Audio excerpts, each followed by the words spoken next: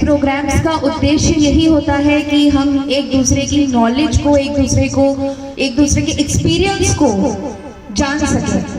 बहुत सारे भाई बहन यहाँ पे हैं जिनकी बातों से मैं बहुत सहमत हुई और बहुत मुझे अच्छा लगा सुन के। कुछ बातें ऐसी भी थी जिनसे मैं बिल्कुल सहमत नहीं हूँ, लेकिन ये अपना अपना नज़रिया है। लेकिन फिर मैं ये कहना चाहती हूँ कि जैसे कि अभी किसी सज्जन विद्वान ने कहा था कि ये एक ऐसा सागर है ज्योतिष जिसमें 20, 30, 40 वर्ष सही नहीं है। उसको जानने के लिए पूरा जीवन भी लगा दे तो भी बहुत कम ही पड़ने वाला है।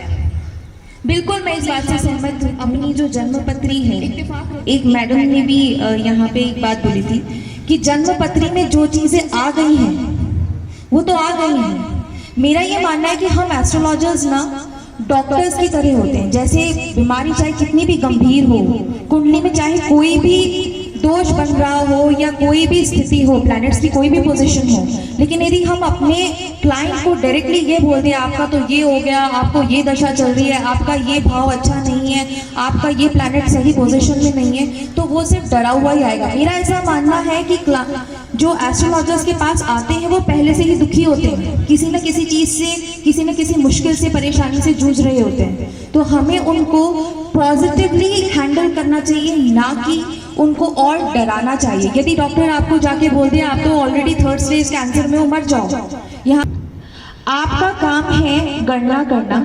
आपने चाहे 20 साल किया, चाहे 30 साल किया, जैसा हम सभी कह रहे हैं कि हम विद्यार्थी हैं, हम सीख रहे हैं। एज ए ज्योतिष भी नहीं, एज ए ह्यूमन बीइंग भी हम हर रोज कुछ नया सीखते हैं। एक छोटा सा बच्चा भी हमें बहुत प्यारी बात सिखा सकता है। हमें अपना ईगो असाइड करना है, हमें भविष्यवाणियां नहीं करनी है, हमें सिर्फ कैलकुलेशन बताना है। ज्योतिष एक लैंग्वेज है जिसे हम पढ़ सकते हैं, फॉर्चुनेटली हम पढ़ सकते हैं। हमने वो ज्ञान या विद्या किसी भी तरीके से सीखा है, अपना समय हमने लगाया है, हम उसे पढ़ सकते हैं। तो हमें पॉजिटिविटी के साथ में मोटिवेशन देना चाहिए, ना कि उनको डराना चाहिए। मेरे हिसाब से उनका जवाब ये होना चाहिए था कि अब ज्योतिष में भी कुछ पाबंदियां होती हैं, कुछ ऐसी चीज़ें होती हैं जहाँ पे आके लिमिटेशंस हो जाती हैं। तो मैं इस चीज़ के लिए कुछ नहीं बोल सकता, आप दुआ कीजिए। डॉक्टर्स भी आके यही बोलते हैं कि आप दुआ कीजिए, वो ये नहीं बोलते क्या उनकी MBBS डिग्री खराब है, बेकार है, नहीं।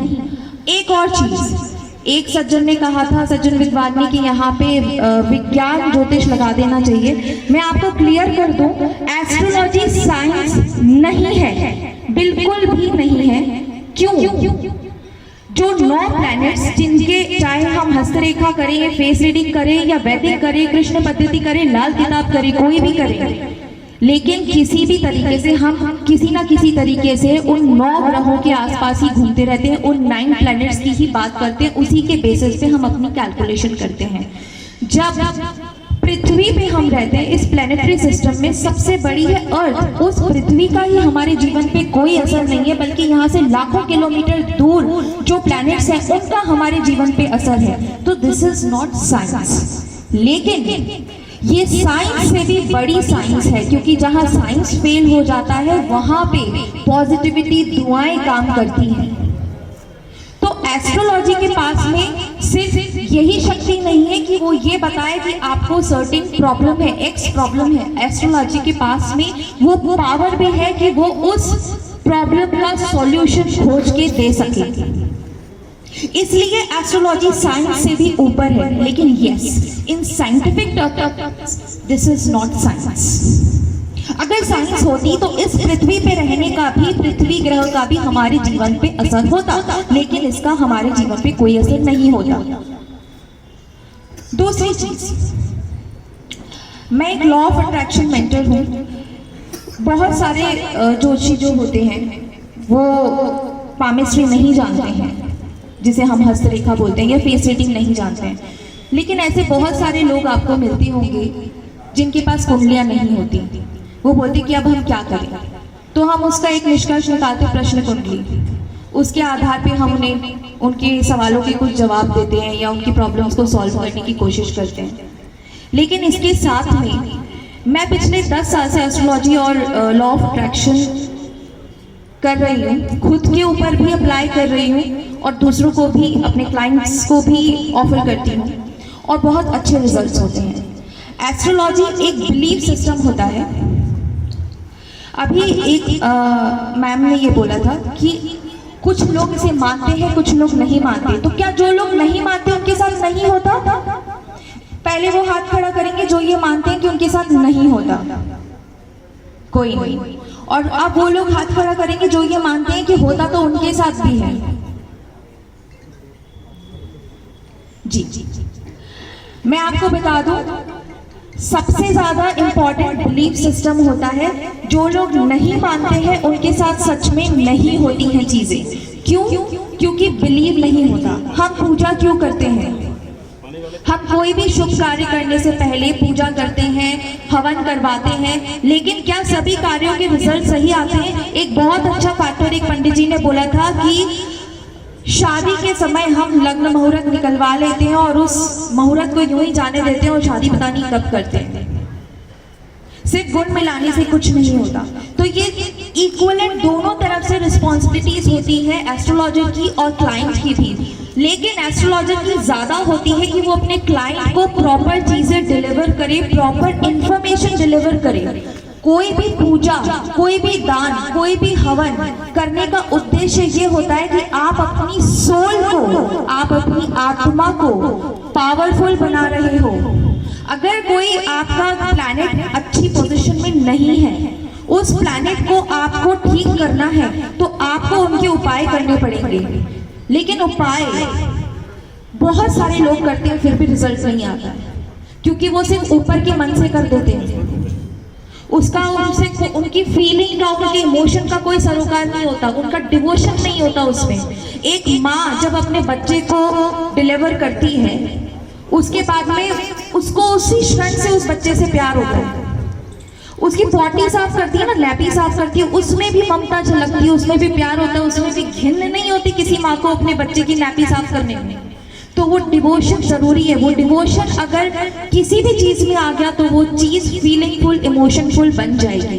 तो आप कभी भी किसी भी क्लाइंट को कुछ भी बताते हैं तो उसके पहले उसका इमोशन जागृत करना, उस चीज के पीछे उसका रीजन देना बहुत जरूरी होता है, जिससे वो पूरे तन मन धन से उस चीज को करे और उसको फुल रिजल्ट मिले।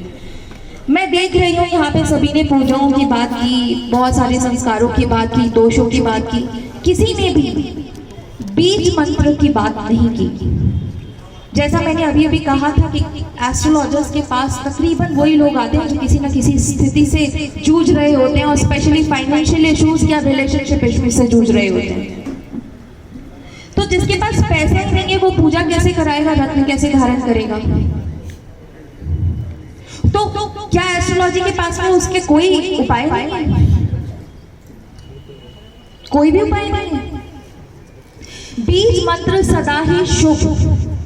बीज मंत्रों के साथ कोई नियम नहीं है, कोई कायदे नहीं है और वो हमेशा ही शुभ होते हैं और 100% रिजल्ट ओरिएंटेड होते हैं। समय लगता है, ओवरनाइट प्रोसेस नहीं है, चमत्कार नहीं होता, बिजली नहीं कड़कती, लेकिन उसके 100% रिजल्ट्स होते हैं। ऐसे रिजल्ट्स जो कि आप वर्ड्स में एक्सप्रेस नहीं कर सकते, लेकिन उसको फील होंगे। यदि एक अच्छा ज्योतिषाचार्य पहले उसकी भावना और उसका मतलब उसको अच्छे से समझाए और उसको करने को बोले तो 100% मेरा ये मानना है, मेरा ऐसा एक्सपीरियंस भी है कि क्लाइंट उसे करता है। और जब वो पूरे तन मन धन से उसे करता है तो उसे रिजल्ट भी मिलता है। क्या बीज मंत्र, क्या आप लोग सहमत हैं बीज मंत्रों से? मेरे ख्याल से हम लोगों को सबसे पहले बीज मंत्रों पे जोर देना चाहिए, क्योंकि उसके लिए कोई नियम नहीं होते। पहला मैंने ये बोला, उसके साथ में वो फ्री ऑफ कॉस्ट है। तीसरा, उसके रिजल्ट्स फास्ट होते हैं, हम वो खुद कर रहे होते हैं। अगर आज मुझे बुखार है और मैंने बुखार की दवाई ली, मैंने उसकी रेमेडी की, तो वो मुझे जल्दी असर करेगा। इंस्टेड ऑफ कि मैं किसी से पूजा करवाऊं, अनुष्ठान करवाऊं, मैं इसके खिलाफ बिल्कुल भी नहीं हूँ, उसकी अपनी ही इम्पोर्टेंस है। लेकिन एक ऐसे इंसान के लिए जो फाइनेंशियल क्राइसिस में हो या बहुत ट्रबल में हो, हेल्थ प्रॉब्लम हो, उसके लिए इससे अच्छा, सटीक और सरल उपाय कोई नहीं हो सकता, ऐसा मेरा मानना है।